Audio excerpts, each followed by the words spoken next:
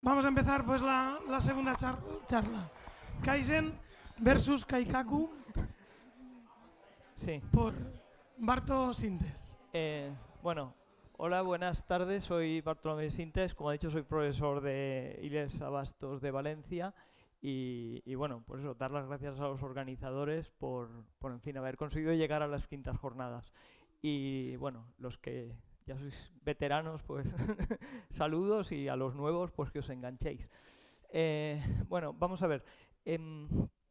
Me han pedido que vaya acelerado. Yo normalmente voy acelerado, pero creo que tengo que poner velocidad por 4 o por 5 o algo así.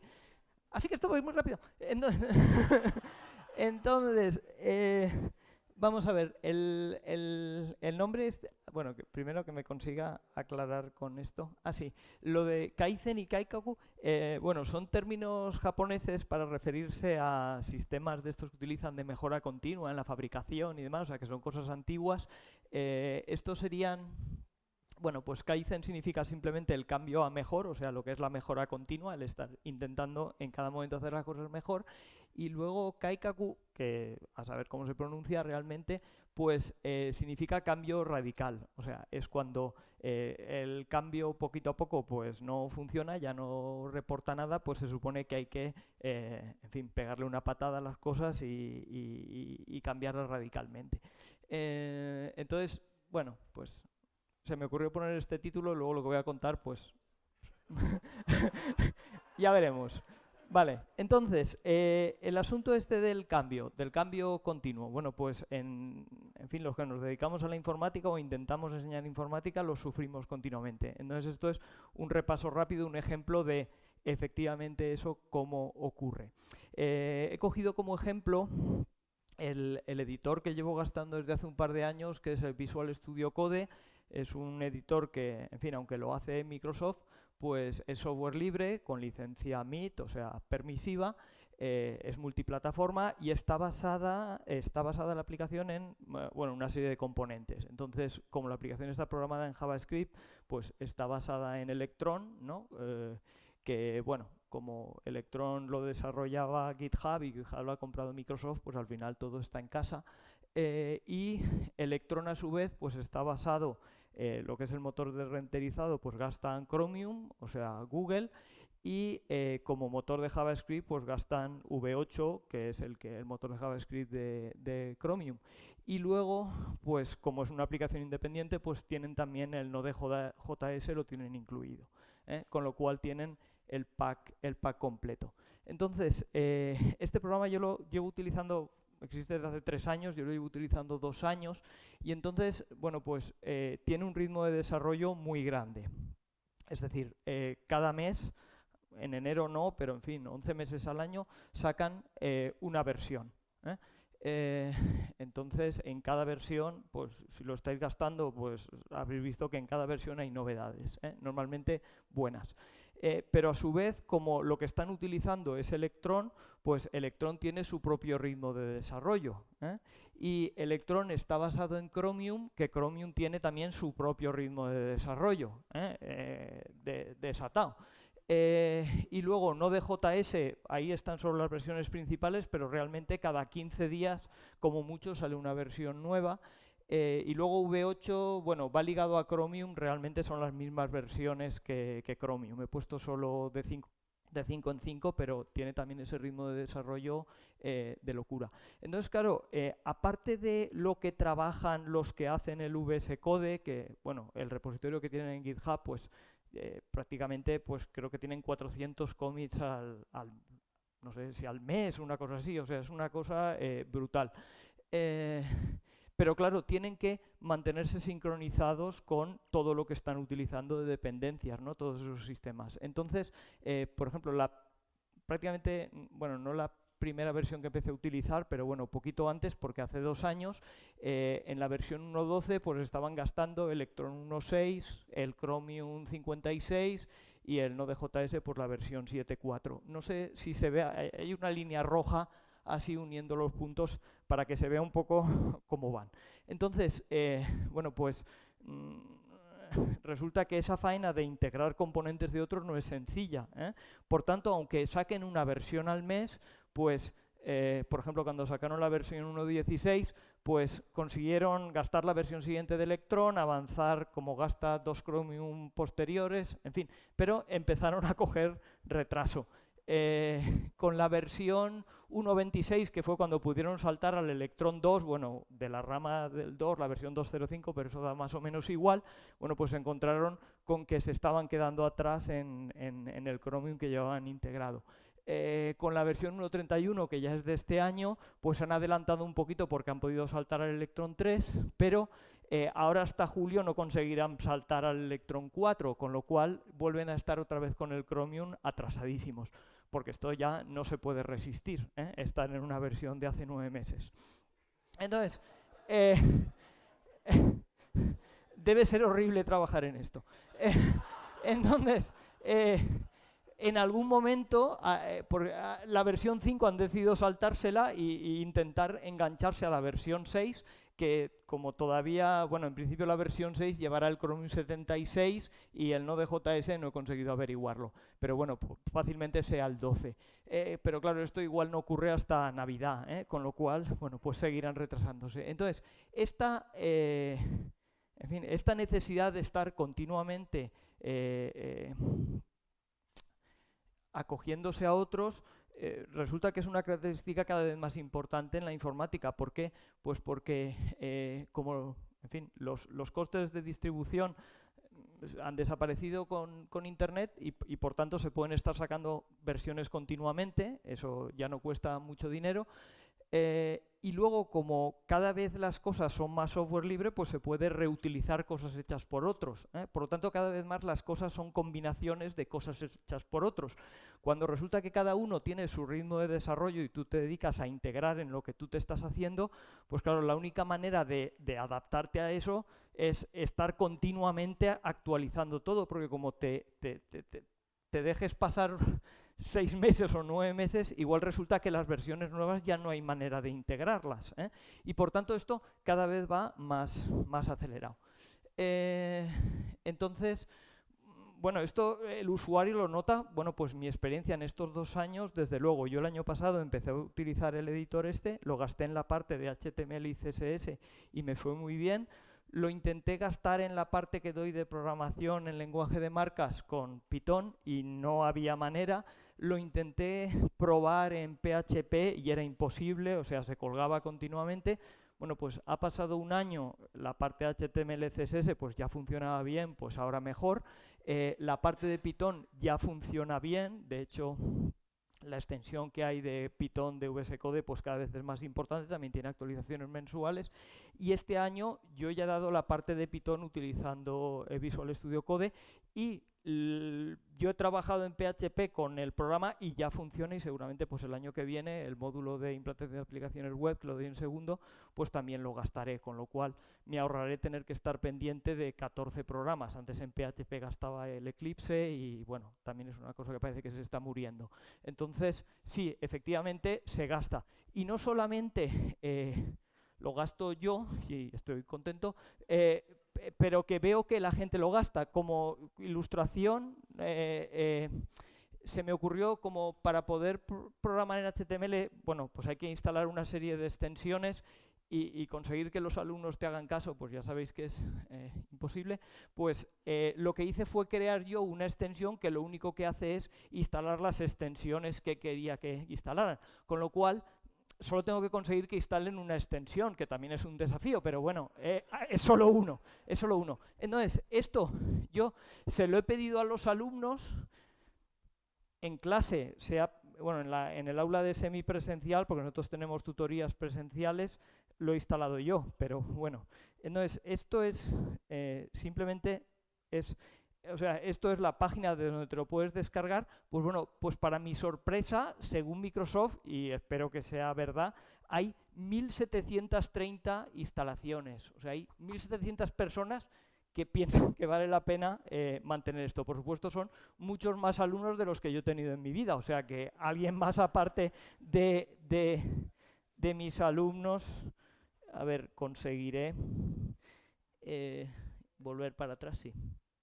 Vale, entonces, bueno, pues no solo yo estoy contento, sino que parece que hay más gente que lo está.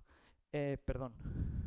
Entonces, esto está ocurriendo en general en toda la informática, pero además a todos los niveles. No me da tiempo a preparar, y encima lo tengo que decir rápido, pero bueno, desde cosas tan tontas como, por ejemplo, el juego de caracteres. El juego de caracteres, que supone que es una cosa completamente fija, bueno, pues eso ya no es fijo. El juego de caracteres universal, el Unicode, saca una versión cada año. Está claro que en lo que son los lenguajes normales, en eso no hay ya muchos cambios porque todo está igual, pero en el lenguaje que es ahora más importante, que son los emojis, pues Unicode cada año añade nuevos, no solo nuevos elementos básicos, sino también formas de combinarlos. Parejas, familias, este año han metido combinaciones de niños de todos los colores y todos los sexos y bueno, es increíble. Entonces, o sea que hasta una cosa tan tonta como esa resulta que cada año te tienes que enterar de algo nuevo. Por suerte es solo una vez al año. Luego, otra cosa que uno tiene la idea que es algo estático, que son los lenguajes de programación, bueno, pues están exactamente igual de desatados. O sea, quiero decir, bueno, pues el caso de Python, que saca una versión nueva cada año y medio, están muy preocupados porque eso es demasiado tiempo, eso no puede ser. Y están discutiendo si lo dejan en 9 meses, si lo dejan en un año, si se bajan a 6. Bueno, pues eso son cambios en un lenguaje de programación que supone cambiar luego 100.000 cosas diferentes. Bueno, pues está todo el mundo igual.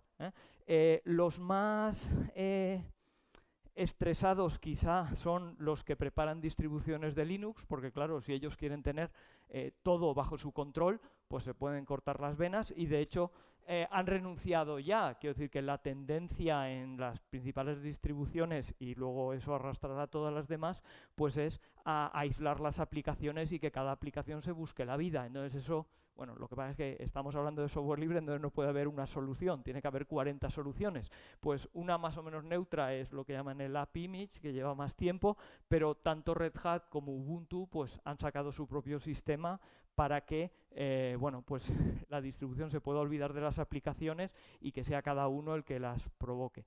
Con esto pues habrá, en fin, la clásica lucha que perderá Ubuntu. Entonces, vale, perdón, siempre me equivoco. Entonces, esto son ejemplos hasta cierto punto de cambio, un cambio continuo. O sea, quiero decir que se trata de estar haciendo lo mismo, pero lo estamos haciendo cada vez más rápido. Lo que ocurre es que en este ámbito también se ve ya que va a haber un cambio gordo. Entonces, si antes nos han hablado de, en fin, una cosa que cambió definitivamente lo que es el uso de la web, que fue el invento de Ajax, bueno, pues eso pasó hace 20 años y fue un proceso que al menos tardó 5 o 6 años, desde que Microsoft se inventó el objeto este de XML, HTTP request para, en fin, permitir comunicaciones asíncronas, hasta que los navegadores que entonces le estaban intentando hacer la competencia a Microsoft consiguieron incluirlo, pues pasaron 4 o 5 años. Y fue entonces cuando empezaron a salir las aplicaciones, por la más famosa Gmail, ¿no? O Google Maps, que gracias a ella yo llego 20 minutos tarde. Y bueno, cuando los de Google quisieron hacer una cosa espectacular, que era el Google Earth, que era, en fin, el Google Maps, pero en 3D, resulta que se dieron cuenta que en ese momento los navegadores no podían manejar tanta información y tuvieron que sacar el programa Google Earth como una aplicación nativa. Aunque tenía una parte, el frontend era JavaScript, pero digamos que la aplicación era C++. Entonces, y a partir de ahí, pues, es historia. Bueno, pues estamos en vísperas de una revolución tan gorda como esa, y esto sería un Kaikaku. Si lo de antes, que es estresante, era Kaizen, esto ya es revolución, que es el tema del WebAssembly. Es decir, una especie de máquina virtual que reside en el navegador, que traslada a JavaScript. con lo cual, bueno, la idea es que cualquier aplicaciones escritas en lenguaje de propósito general, en un primer momento C, C++ y Rust, pero en fin, como lo hacen a través de Clang, pues en realidad cualquier lenguaje de programación que se puede compilar con Clang puede producir salidas en WebAssembly. Entonces, la ventaja de esto es que tiene un rendimiento prácticamente nativo, con lo cual el problema que tuvo Google hace 15 años pues va a desaparecer. Entonces, esto se empezó a desarrollar en el 2015, en el 2017, hace un par de años, lo incluyeron el último en incluirlo fue Safari, pero vamos, a lo largo del 2017, entre la primavera y en septiembre, cuando sale la versión de Safari, pues ya estaba incluido en los navegadores. Y la primera aplicación gorda que ha salido, en fin, así pública, salió hace 4 días, porque fue hace 15 días. Google ya ha sacado una versión de Google Earth, pero que ahora funciona en el navegador. No... En mi casa va bien, aquí no me atrevo a probarlo porque tenemos prisa. Entonces, pero bueno, lo ponéis Google Earth Wasp y es...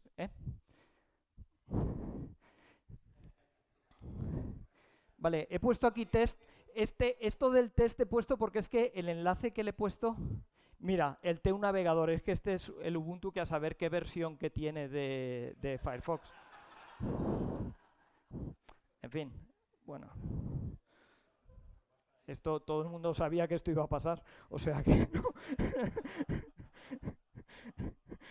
Entonces, a ver, y que yo no me iba a aclarar también. Bueno, entonces, vamos a ver, esto es F11, tiro para atrás. Bueno, esto en casa se ponía a dar vueltas el mundo y enfocaba el edificio este y llegaba aquí a Castellón y lo hacía más rápido que yo he dado más vueltas. Vale, entonces esto va a ser una cosa radical porque realmente va a hacer que ya no haga falta distribuir aplicaciones porque todo solo a través del navegador. O sea que esto no sé yo lo que tardará en sustituir a todo, pero muy poco. Y esto sí que es un cambio brutal. Vale, pero nosotros lo que pasa es que no nos dedicamos, aunque perdemos mucho tiempo con esto, utilizándolo, resulta que lo tenemos que enseñar, o se supone. Entonces llegamos a la segunda parte, que es la del currículum. Entonces, bueno, cuidado, eso es que yo no soy un abogado, o sea que esto voy a hablar de leyes, pero realmente no sé nada. Si aquí en la parte esta, a ver, tiro para arriba. Si en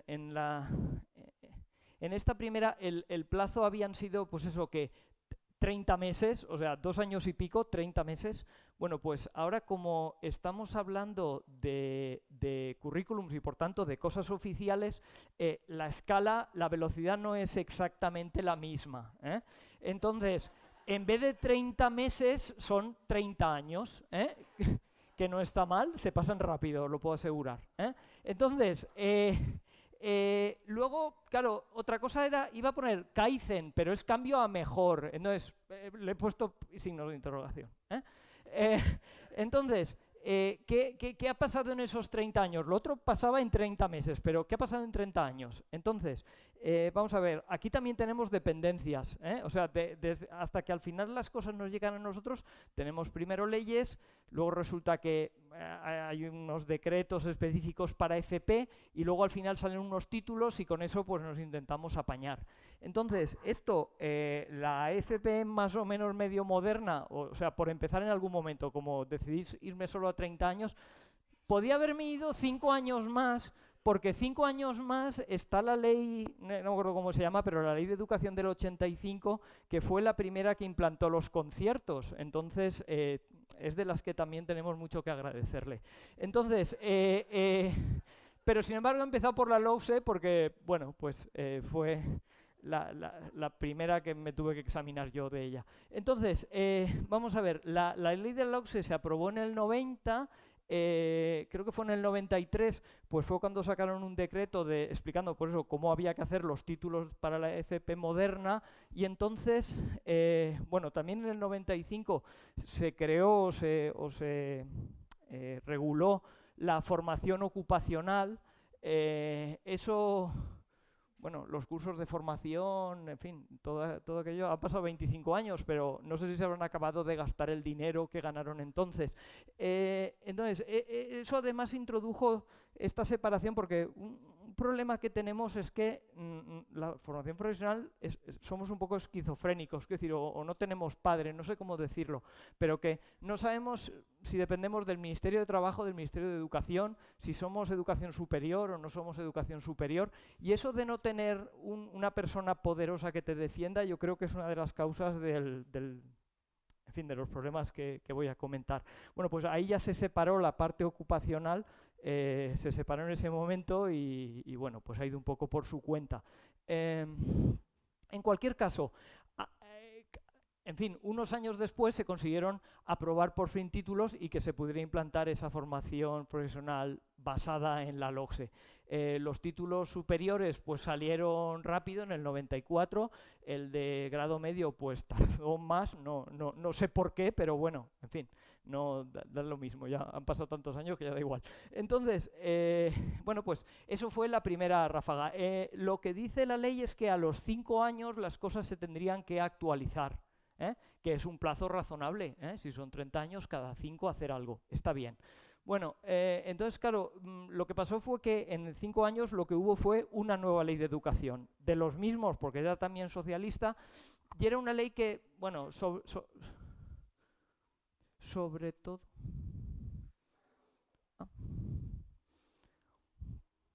Yo sigo, ¿no? Sí. Vale, entonces, esa ley...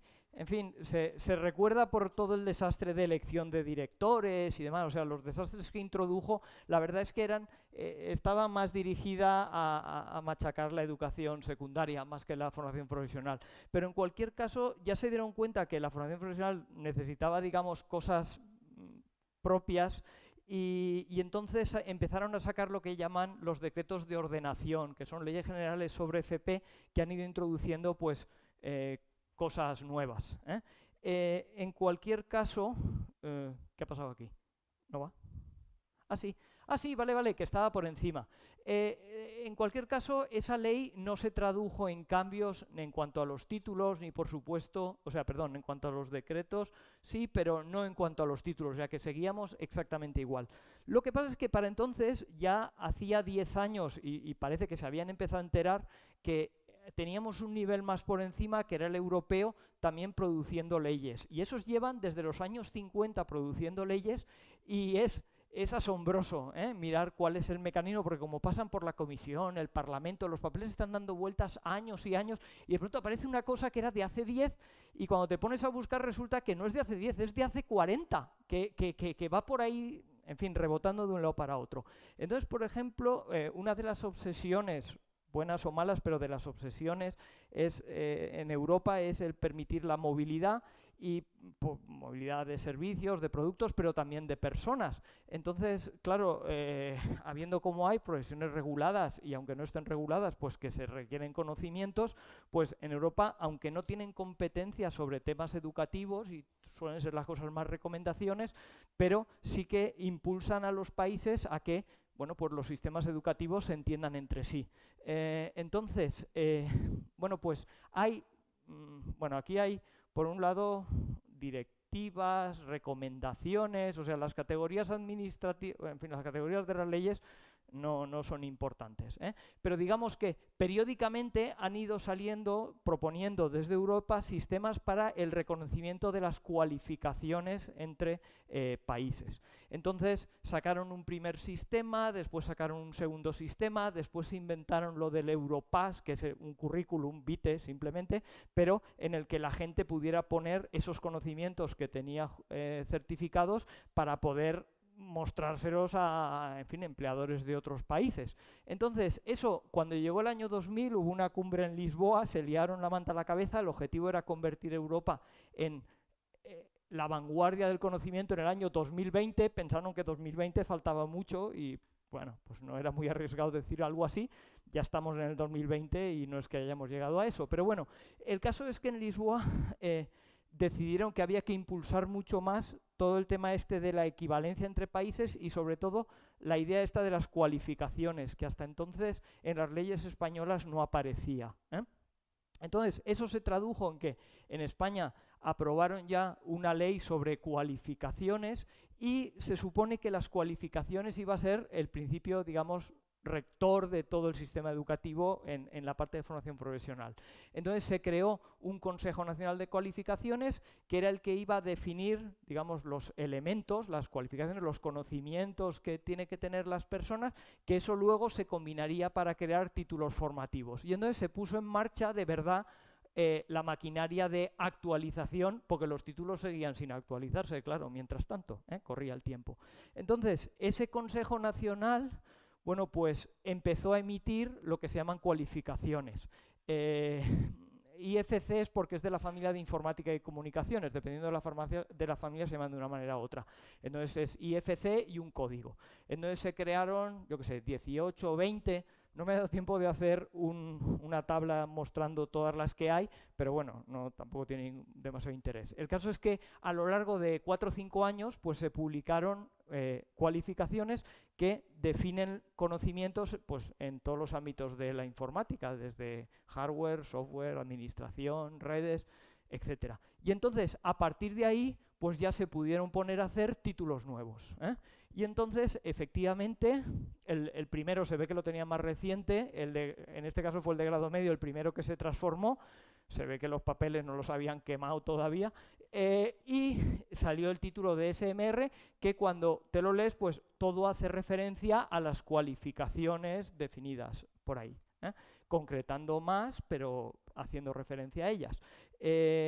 Después pues se publicó el título de ASIR, de DAM, de DAO. Bueno, otro jaleo que hay, y aquí no quiero ni meterlo, es el tema que, claro, en España tenemos otro nivel más administrativo que con responsabilidad en este tema, que son las comunidades autónomas. Entonces, mientras ya sabéis que, así como los primeros títulos pues estaban completamente definidos por el Ministerio, pues estos no, el Ministerio ya solo define el 50% y el 50% restante lo definen las comunidades, y por eso en el Telegram ese que hay de profesores, cada vez que la gente empieza a contar lo que hacen en su comunidad, todo el mundo alucina, porque no entendemos cómo puede haber tanta juerga. Pero bueno, eso aquí no he querido meterlo, pero es un factor de ruido muy grande.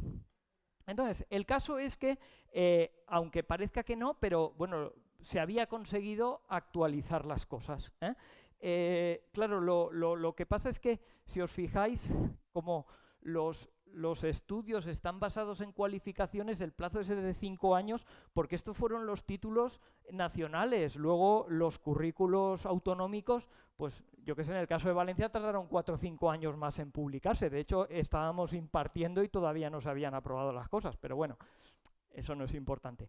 Entonces, vamos a ver. Bueno, pues esa era la situación hace 10 años, pero estamos en el Kaizen, esto cambia todo, cambia todo. Entonces, ¿cómo cambia todo? Bueno, pues que en el año 2005, bueno, perdón, que esto lo he quitado. Fijaros que esta zona, no he puesto la parte de los partidos políticos, pero la primera parte era del PSOE y ahí resulta que ya estaba el PP y claro, todo el mundo dice que hay que hacer una ley de educación porque es muy importante. Entonces el PP hizo la suya, fue la LOCE, lo que pasa es que tuvieron mala suerte, enseguida perdieron las elecciones y entonces el PSOE enseguida volvió a mandar y hizo su propia ley, con lo cual la ley LOCE esa poca aplicación tuvo. Entonces, bueno, pues ese es el pistoletazo de salida para que se desarrolle en cascada todo lo demás. Entonces hubo una ley de ordenación que además, esta ley de ordenación realmente era necesaria porque toda la parte de cualificaciones no estaba considerada en la anterior. Entonces realmente para que se entendiera todo lo que el sistema que habían montado, esa ley hacía falta. Pero bueno, pilló digamos después de la LOE, aunque supongo que la redacción ya estaba prácticamente hecha. Y bueno, tuvo que llegar el año 2011 para que realmente se aprobara una ley de ordenación que, digamos, derivada de verdad de la LOE, Y entonces, pues ya habla de la FP básica, y de alguna cosita más, de los de grado medio que puedan pasar a superior, en fin, así, detallitos sin importancia. Entonces, vale, pues se supone entonces ahora que tendría que venir entonces igual que tocar a renovar, no tanto por los cambios en la ley, sino porque ya empieza a pasar tiempo, igual hay que cambiar las cosas. Porque, por ejemplo, en Europa, lo he sacado, sacaron una nueva versión del Europass. Te lo miras y no es que haya mucha diferencia, pero bueno, que hay novedades, nuevas versiones. Sobre reconocimiento también ampliaron la cosa. Incluso aparecieron competencias. Vosotros tenéis suerte, no sois de secundaria, pero si no esa palabra os aterrorizaría. Entonces, de todas maneras, lo que seguían pensando en Europa era que las cualificaciones seguían siendo un desastre. O sea, el que había hecho algo en un país seguía sin saberse qué significaba para los demás. Y entonces se inventaron el Marco Europeo de Cualificaciones, el MEC. Entonces esto se supone que es para que en fin, se diga las cosas que hay y que entonces de un país a otro se entienda lo que eso significa.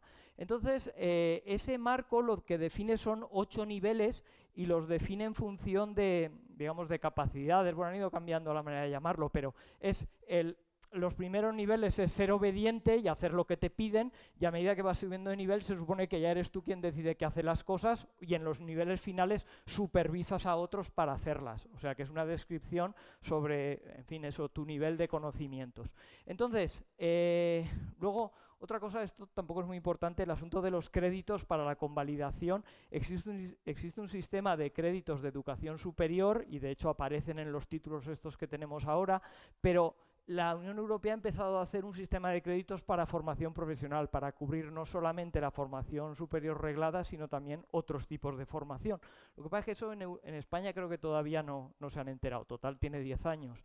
Entonces, bueno, mientras tanto, había cambiado otra vez, habíamos vuelto al PP, y entonces el PP sacó su ley, la LOMCE.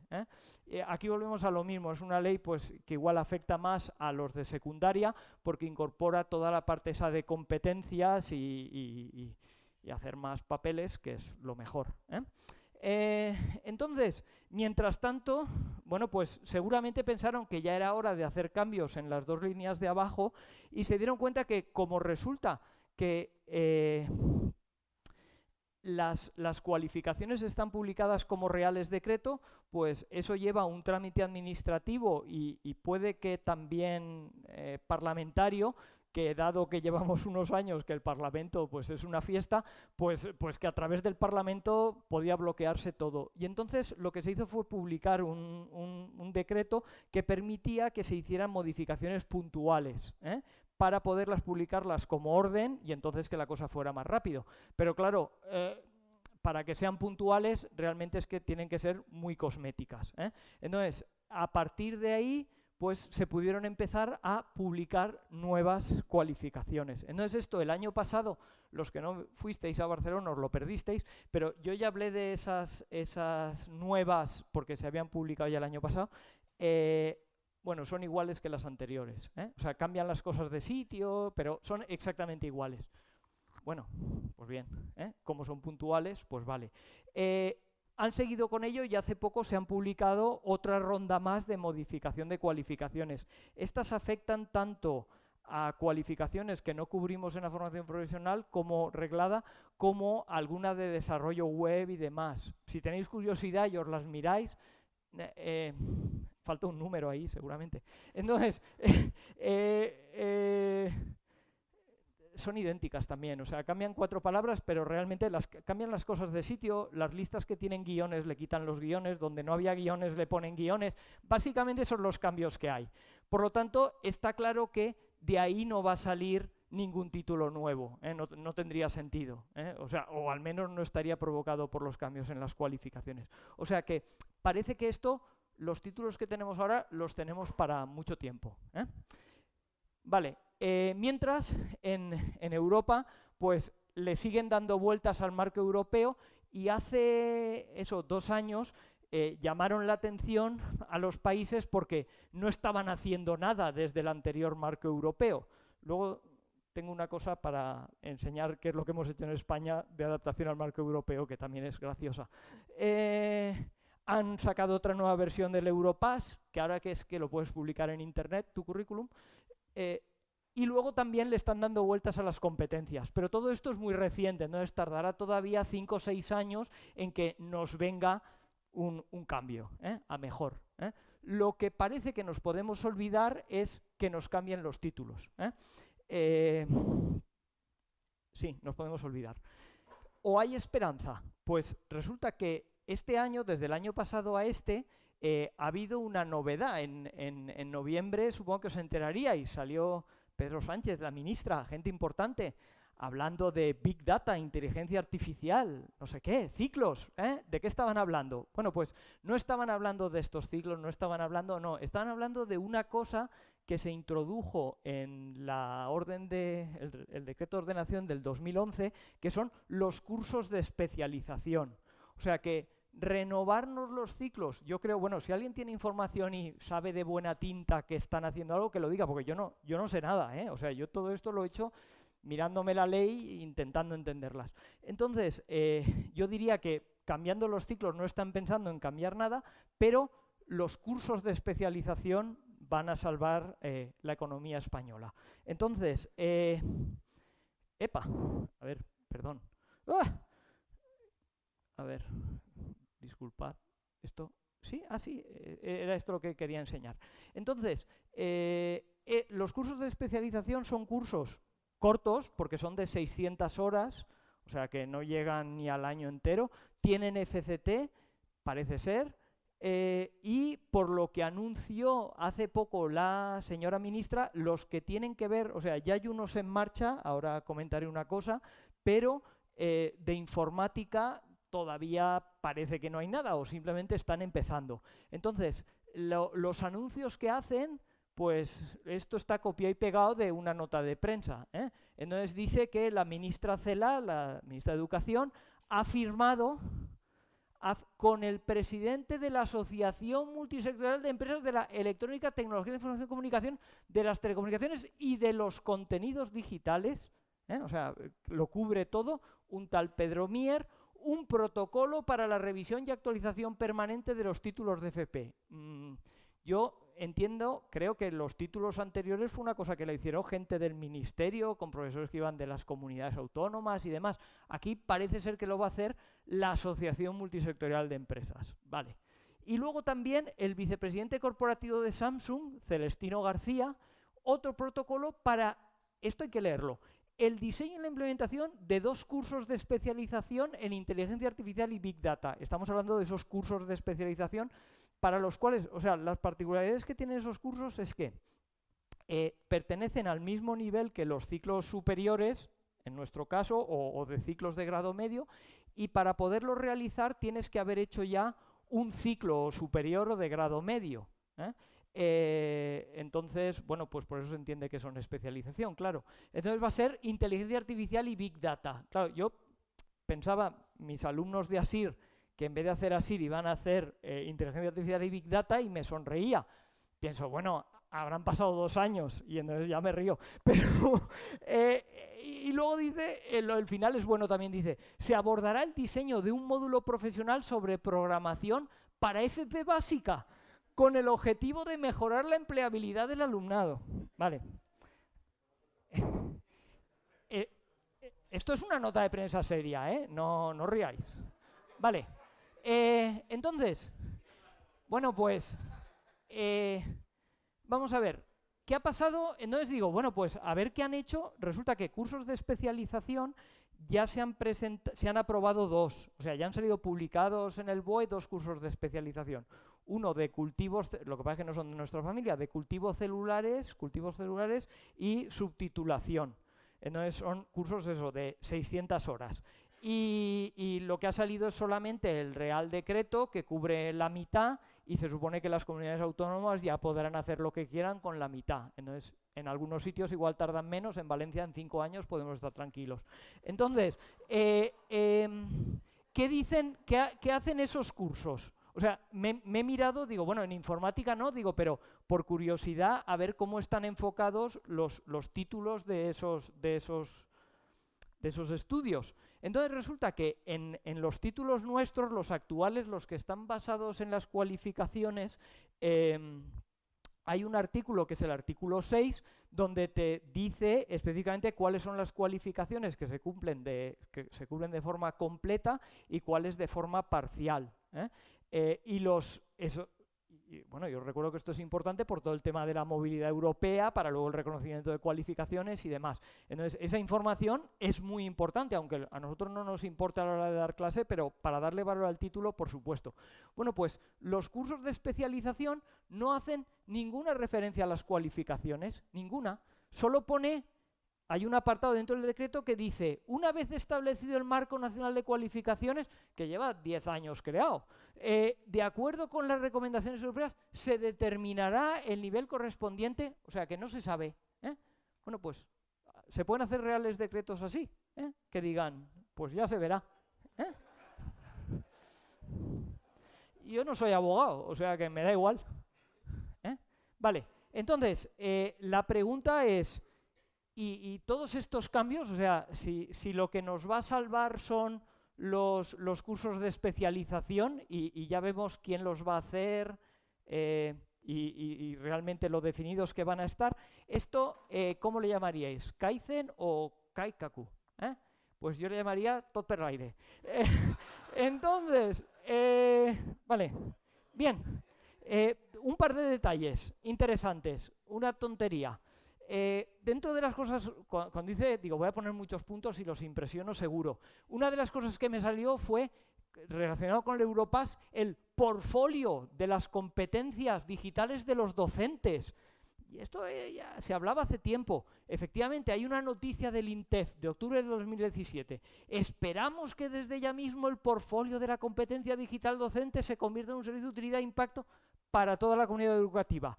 Digo, esto lo tengo que ver yo. El portfolio de la competencia digital docente. Me arriesgo.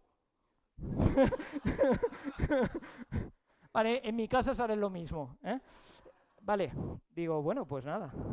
¿Qué le vamos a hacer? Nos arriesgamos a entrar. Bueno, te arriesgas a entrar, no hay nada, o sea, está vacío. Vale, digo, bueno, pero esto es porque la noticia es del 2017 y enlaza una página y con la renovación constante se han dejado ahí una página sin renovar el certificado, no es importante. Entonces digo, voy a hacer una búsqueda en Google, busco en Google. Entonces, puedo mirar también, busco en Google, realmente lo que va a salir, por si no saliera, pero os digo que va a salir. Epa, perdón. Ya me he ido al ordenador, perdón. Lo que sale es esto. Por razones de mantenimiento no están operativas todas las funcionalidades de este espacio. Esta página ya es de verdad, la visito. O sea, ya no da un error, lo pones y ya te sale un portfolio, es una dirección diferente, ya está chula, tiene un dibujo y un logotipo. Y creo que gastarán Bootstrap también, o sea, quiero decir que esto está a tope. Pero dice que por razones de mantenimiento técnico no están operativas todas las funcionalidades. O sea, no va nada. Entonces, bueno, pues, ¿qué le vamos a hacer? Bueno, entonces, esto de todas maneras hay que reconocer que esto es para... A nosotros creo que nos dejarían tranquilos porque suponen que ya... que tenemos competencias digitales. Yo me he perdido con el Google Maps para llegar aquí. Os quedáis sin merienda, lo siento. Entonces, me están avisando desde ahí que os quedéis sin merienda. Entonces, sin embargo, a los pobres de secundaria con esto los han mareado mucho. Bueno, pues da igual, están en mantenimiento. Vale. Entonces, perdón, esto estaba aquí. Ah, sí. Luego, la otra cosa, lo del marco de las cualificaciones. Rápido.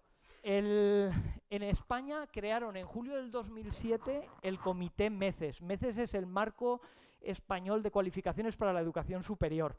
Entonces lo crearon en el 2007. Se adelantaron porque realmente el Marco Europeo de Cualificaciones no se aprobó hasta el 2008. O sea, éramos la vanguardia. Entonces, el marco es europeo, el documento publicado es lo que habla de los 8 niveles, esto que os he dicho, desde el obedecer al mandar, los 8 niveles.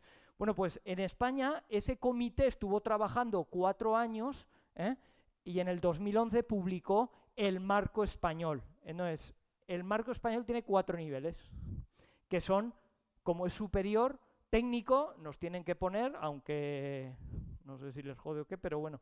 Y luego los universitarios, la estructura española, grado, máster y doctor. ¿Esto qué relación tiene con los niveles esos de obedecer, mandar? Ninguno, ninguno.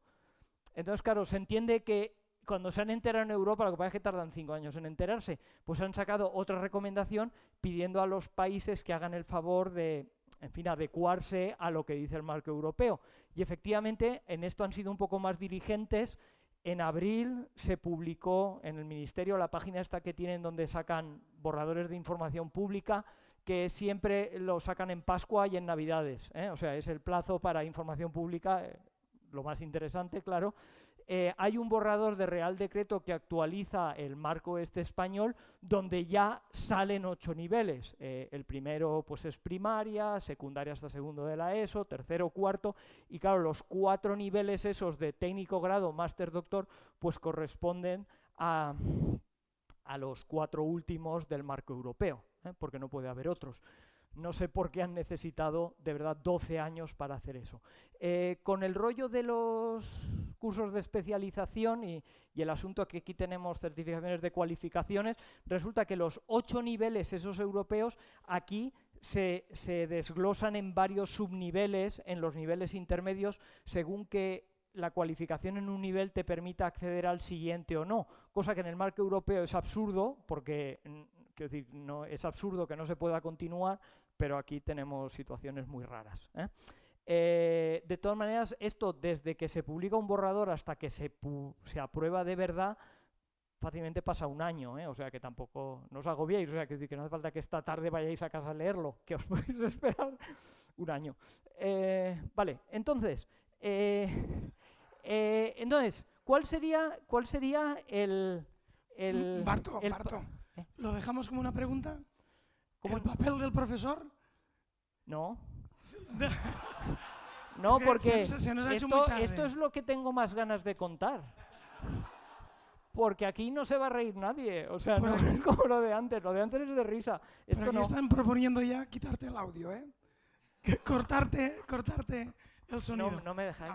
Por favor, hazlo cortito que se nos... Vale, muy corto. Bueno, gracias. Entonces, ¿realmente cuál es el papel del profesor? Entonces, esto va enlazado. El año pasado, la ponencia que presenté en estas jornadas, lo que me dediqué a analizar fue la posibilidad de la innovación. O sea, realmente, si nos dejaban a los profesores algún lugar para la innovación dentro de la enseñanza.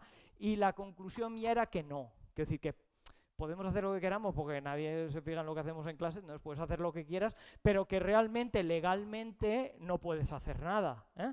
Entonces, bueno, pues eso, así están las cosas. Entonces, pero ahora esto yo es sobre el papel del profesor en la enseñanza. O sea, esto es más grave todavía.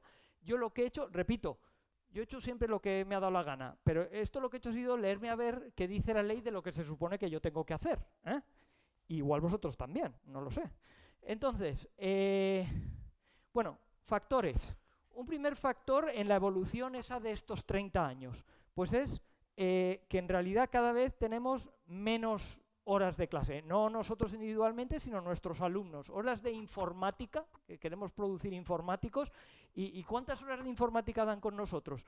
Bueno, pues el paso de los títulos antiguos a los nuevos, pues supuso un aumento de horas en módulos de...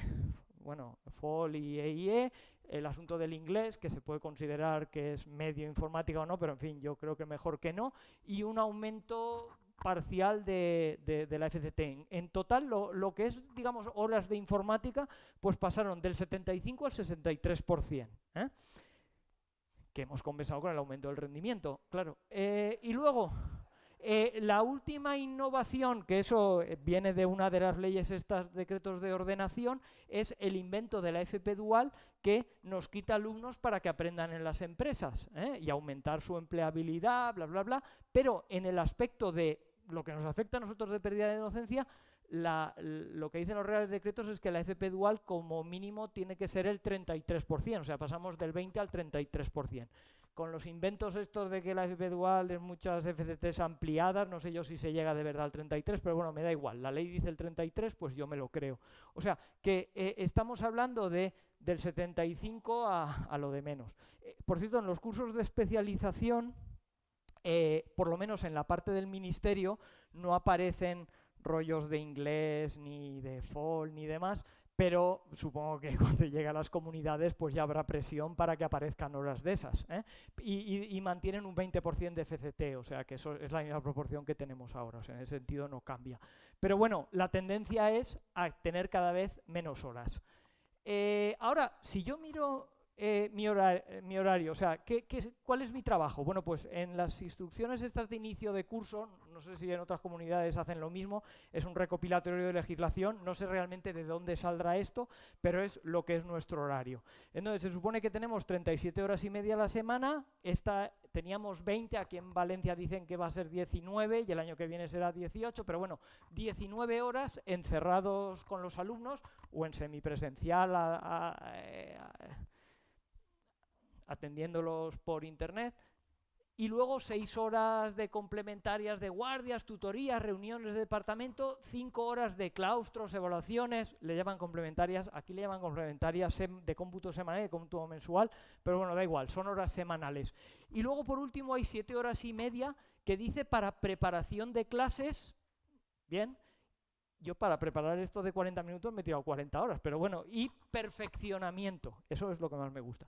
Esas son nuestras horas, o sea que eso cubre todo nuestro horario de trabajo. Esto es lo que tenemos que hacer. Entonces yo pregunto, ¿y lo de corregir ejercicios y hacer exámenes y ponerles notas a los alumnos, eso está contemplado en algún sitio? Yo diría que no. Bueno, sí, está en la asistencia a las evaluaciones, pero digamos, tiempo que nos digan tantas horas, no. O sea que si se hace, será porque se deja de hacer algo del resto, pero en la legislación eso no les parece que sea algo importante. Perdón, tercer punto. Una tendencia que veo que está aumentando en los últimos años. El tema de la certificación de conocimientos por parte de empresas. Los MOOCs universitarios que permiten certificarse. El otro día en el Telegram habló alguien de una cosa que se llama Open Webinars, que ofrecen formación, y había gente que decía, no sé si en Canarias o no sé, que ellos lo estaban utilizando, y gente contenta porque dan clase y luego al final se pueden examinar y les dan un título. Y luego tenemos el invento de la Academia Cisco, que si tradicionalmente ha estado vinculado a temas propios de Cisco de redes, pues están ampliando el catálogo y creo que dan hasta FoliRed también. Aquí eso en la Comunidad Valenciana se hace a través de la Universidad Miguel Hernández, que tiene fama porque la fundó Zaplana, no sé por qué, pero te vas y prácticamente todos los centros públicos de la Comunidad Valenciana están apuntados a la Academia Cisco. Pues estamos muy contentos porque así los alumnos podrán examinarse y les saldrá un poco más barato. Y en la Academia Cisco les dirán si saben algo o no.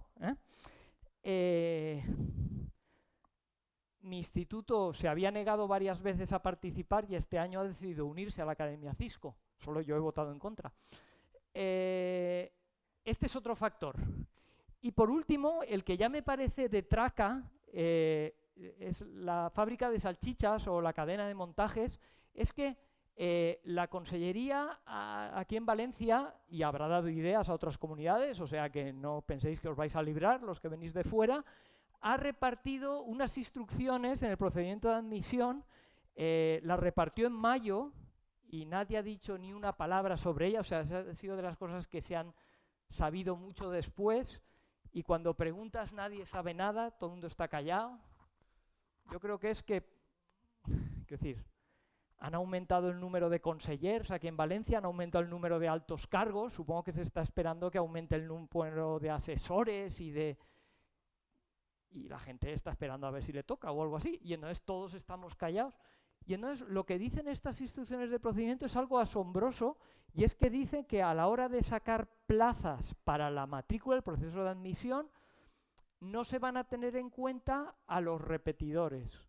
Solamente se van a tener en cuenta a los que no hayan aprobado ningún módulo.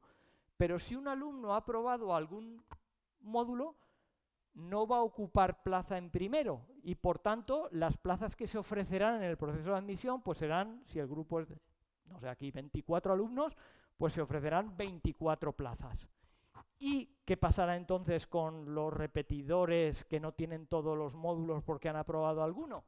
Bueno, pues la Consellería dispondrá. Si hace falta, dice que considerarán si hay que hacer más grupos. En la práctica yo creo que eso es imposible, no solo por horario, los horarios ya están repartidos, sino físicamente por las aulas que están ocupadas continuamente. Entonces esos grupos no creo que se puedan crear. Pero todo esto nadie sabe. Claro, realmente esto, ¿de dónde, cómo pueden unas instrucciones decir algo así? O sea, que de pronto el límite ese de los 24 alumnos, pues no, si has suspendido a gente y te repiten, pues tendrás un grupo con 30, 40, dicen que esto en semipresencial no lo van a hacer, menos mal, porque si son 45 y nos meten a 45 más, la cosa puede ser prodigiosa. Entonces, claro, aquí lo que nos están diciendo, aunque no lo dicen porque no se puede decir, pero lo que nos están diciendo es, si suspendes a alguien, pues te jodes y te lo tragas, ¿eh? Entonces ya sabes lo que tienes que hacer, aprobar a todo el mundo. Entonces, ¿esto en qué se resume? Pues se resume en que cada vez nos dan menos horas de clase, menos responsabilidad en la formación de los alumnos. El sistema considera que es más importante la FP dual, la empleabilidad, pero no lo que nosotros les podamos enseñar. En realidad en nuestro horario tampoco nos dan tiempo real para evaluar a los alumnos. Y por otro lado se está potenciando en que realmente la certificación de conocimiento se haga fuera y además pagando. Con los idiomas funciona, pues ¿por qué no funcionar en todos? Y por último, las clases llenas para que la máquina funcione, ¿eh? Entonces, quiero decir, estas piezas, cada una por separado, puedes decir, yo no entiendo nada, pero claro, cuando las pones juntas dices, bueno, está claro aquí lo que se quiere hacer, ¿eh? Entonces yo, pues bueno, no me gusta. Entonces, como ya están enfadados, iba a contar rollos míos, os los habéis salvado, librado de ellos. Conclusión, pues la parte esta era negativa, en la parte de mi trabajo yo he decidido que voy a ir a mi marcha. Es que me parece que sí que lo quieren oír. No. Bueno, yo me voy a merendar. Alguien que pase la presentación. Entonces, aquí esto yo me lo paso mejor en clase. Digo, como nadie me hace caso, pues en clase me lo paso bien y hago cosas chulas. Y era un poco contarlas, pero no las, o sea, que había tristeza y alegría también, ¿eh? Pero en general, la conclusión, pues bueno, aprovechando que se ha terminado la serie, pues recordar el primer episodio, Winter is Coming, que es decir, no veo ningún motivo para el optimismo, pero como nos dejan tranquilos, bueno, pues digamos, tenemos que seguir trabajando como si no perteneciéramos al sistema este en el que estamos, porque como no va a funcionar, porque poner el ánimo de lucro por delante en el sistema educativo está condenado al fracaso, entonces tarde o temprano tendrán que volver a contar con los profesores, cosa que ahora no hace nadie. Pues bueno, mientras tanto, pues eso, trabajemos y sobre todo, mi conclusión siempre en todas las jornadas, lo más importante es que compartamos el trabajo y con licencias libres para que se puedan utilizar de verdad, ¿eh? Y ahora merendar.